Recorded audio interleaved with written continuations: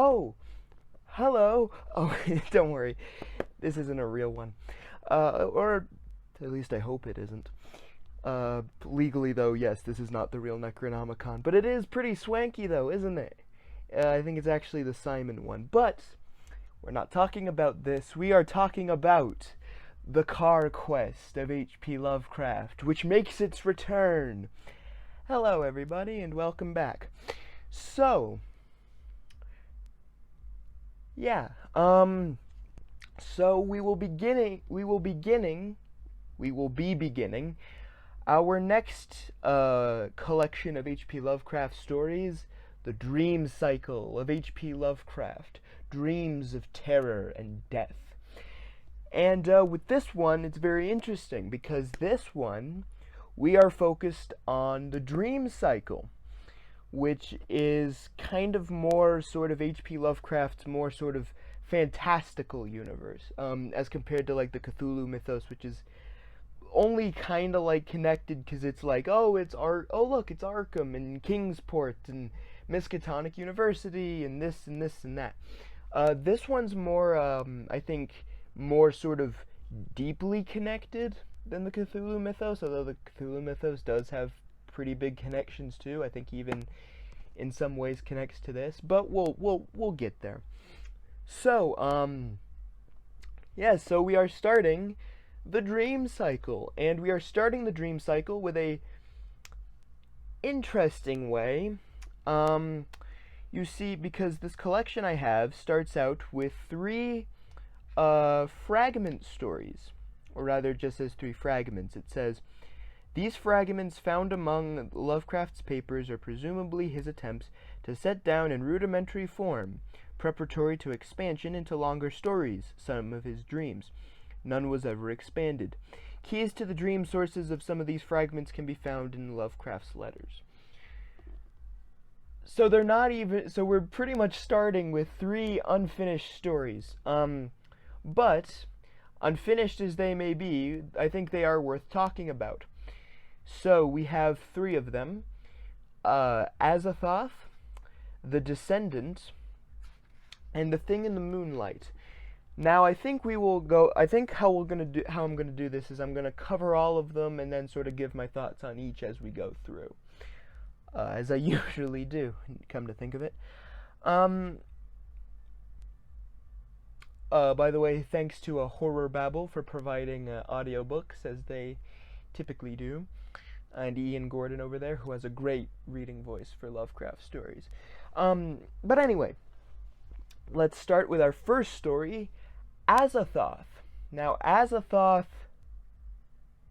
is interesting because it's not much of a story. It's just kind of explaining this guy who's in a dull. Well, it's a gray castle. There's not as much wonder, I guess, anymore in the world this guy's living in. And then he's like dreaming, and then one day his dreams come to meet him, and then he gets carried away to some sort of dreamlike landscape. That's literally it. That's the story. That's the story. It's literally 2 pages, I think. Hold on, let me check. Yeah, it's just 2 pages. It's just 2 pages. But as almost criminally short as it is, I think that what I will bring up consistently throughout talking about these is that I feel like Lovecraft really did have something going, but for whatever reason he stopped. He just didn't decide to continue. I don't know if Lovecraft decided just not to, or whatever else was stopping him. Maybe it was his health issues. I don't know. Or maybe I'm not quite sure, but yeah, because it says circa 1922, so I'm not sure. But anyway, I feel like it could have gone somewhere, which I'll say about all these stories. But again, it just kind of just stops. So all I can really talk about is what's there, and what's there is good setup. I just wish it could have gone somewhere if Lovecraft really had taken the time to sort of go somewhere with it. Which, as we proceed through the dream cycle, you will soon realize that Lovecraft did have a mind for the fantastical and sort of things like that. Well, we've kind of already established it with previous entries in the series, but moving on. The next one is The Descendant. Now, The Descendant is pretty much about this guy named Williams who befriends this older man named Lord Northam. And Williams one day buys, well, what else? The Necronomicon. And then Northam starts talking about how he was like a baron, and then he starts talking about his family lineage. That's another thing with H.P. Lovecraft, a lot of lineage, a lot of haunted, spooky lineage. And he starts talking about this Roman castle, and he starts talking about this, like, about how no other army at the time, like Saxons or like Normans or Danes, he goes into all this. I can't tell you if all of this is like accurate. I'm not quite sure. Maybe it's just Lovecraft's creation. And he just kind of goes on about this castle and how, as a younger man, Lord Northam was really interested in the occult. And yeah, that's kind of the story too. That's kind of the story. I will say, out of the three, The Descendant was the one that I think, they're all good, but I think The Descendant's probably the best because I feel like it's the one that's the most thought out. I feel like Lovecraft really did have a fascinating a story going here. And I actually, reading it, I was reminded of The Rats in the Walls. But I feel like this could have been either a spiritual precursor or a spiritual successor to Rats in the Walls, because I was reminded of it. Looking it up, actually, I found out that it actually makes reference to certain things from Rats in the Walls, but of course I can't really remember. It's been like a year since I last read it, so but yeah, so it kind of reminded me of that. And something else also, there were two other details that I think are interesting. Around The Descendant, we start getting descriptions of dreamers, which, if you saw the last season, where I covered the blood-curdling tales of something or other and the macabre, the best of H.P. Lovecraft, then you'll remember that we met Randolph Carter, who does show up in this series, in this cycle, dream cycle, but not in this story. But we start getting descriptions of dreamers, because Northam became a dreamer. And he says, as a child, Lord Northam had had peculiar dreams when sleeping in the older parts of the castle. He's talking about Northam Keep. And had acquired a constant habit of looking back through his memory for half amorphous scenes and patterns and impressions which formed no part of his waking experience. He became a dreamer, who found life tame and unsatisfying, a searcher for strange realms and relationships once familiar, yet lying nowhere in the visible regions of Earth. And this is something that Azathoth kind of touches upon too, that, and even sort of that the Silver Key sort of kind of touched on. It's that dreamers are people who, in the H.P. Lovecraft universe, dreamers are people who find the real world, reality, kind of unsatisfying, boring. It's lost its imagination. So they sort of find comfort, interest, intrigue, they find some sort of draw to the dream world, or to the world imperceptible to those who see things with science and reality and things, with all the sort of fiction and all the wonder taken out of it, I suppose. And that is very interesting. And I think as we go on to the dream cycle, we will sort of come across that. And then the last one is The Thing in the Moonlight. Now, Thing in the Moonlight is interesting because it's not technically written by Lovecraft. And what I mean by that is, as we see in the last footnotes here in this collection, editor's note, as discovered, editor-historian S.T. Joshi, or Joshi. I apologize for the mispronunciation. The central portion of this fragment was taken from a letter Lovecraft wrote to Donald Wandre. Opening and closing paragraphs were added by J. Chapman Miske. Now, what's interesting about that is that this story is based on a dream, as a lot of Lovecraft stories are. They're based on dreams that Lovecraft himself had. And in the HorrorBabble video that I listened to, he reads out the letter that Lovecraft sent to Donald Wandre, or again Wandre, whichever you prefer. And how it seems to me, or how I think it's described, is that on Wikipedia it says that it was just written by J. Chapman Miske, but HorrorBabble describes it as written by H.P. Lovecraft and J. Chapman Miske. And as the editor's note says in this collection, that Miske's contributions were most likely the opening and the closing paragraphs. So I don't know. I think I'll just call it written by H.P. Lovecraft and J. Chapman Miske as HorrorBabble described it. And again, this one's interesting too, mainly because it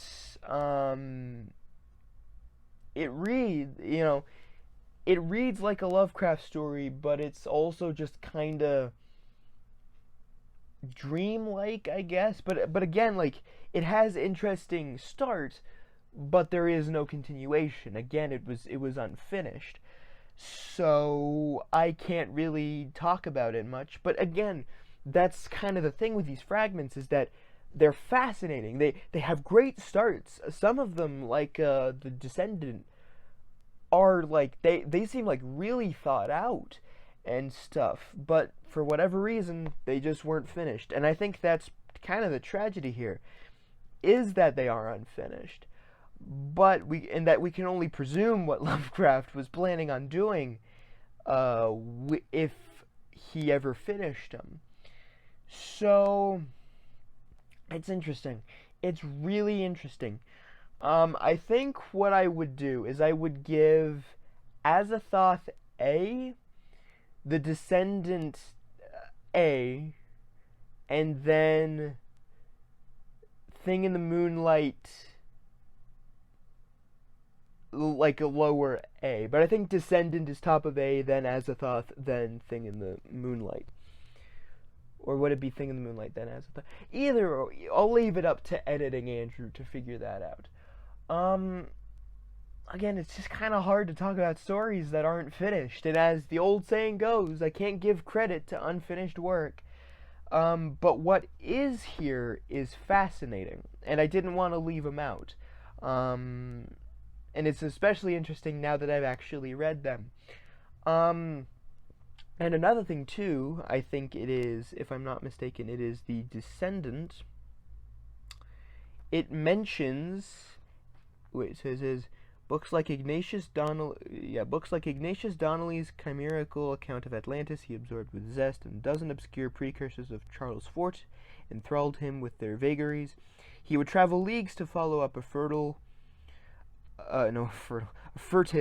slip of the tongue, a village tale of abnormal wonder, and once went to the desert of Araby, I think it's Arabia, to seek a nameless city of faint report which no man has ever beheld.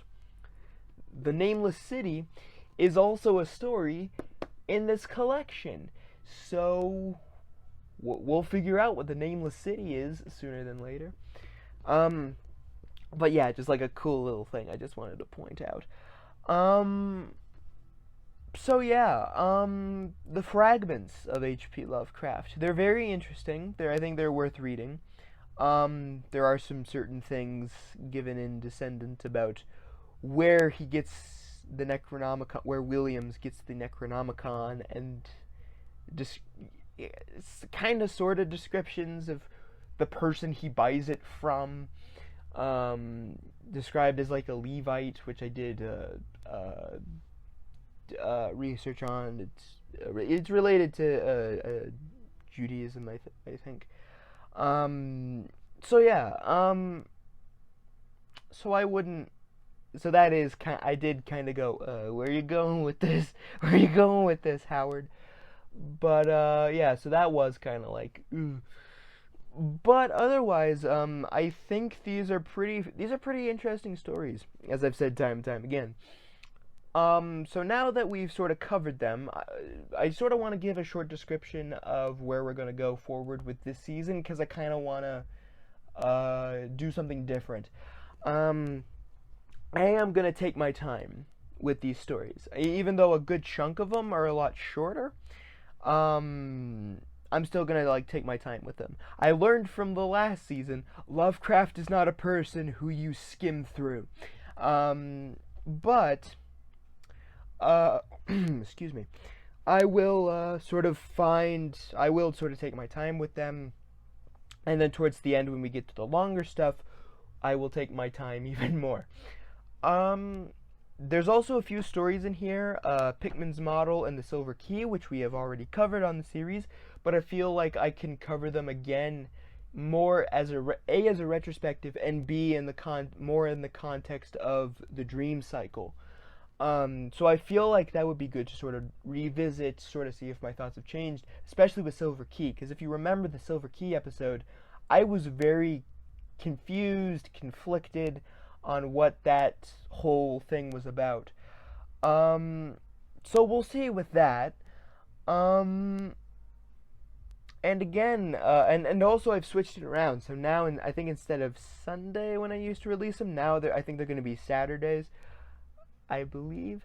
So yeah, we'll see where that goes. Be open for delays or stuff like that, but we'll sort of see what happens. So until then, I'm glad to be kicking up the Carr-Quest of H.P. Lovecraft once more. Thank you all for watching. And as for the next story we will be covering Polaris, which is yet another shorter one. So until then, this has been Andrew Carr. This is the Carr-Quest of H.P. Lovecraft, and I'll see you all next time. Bye. Oh, of course. I gotta get back to reading this too. Excuse me.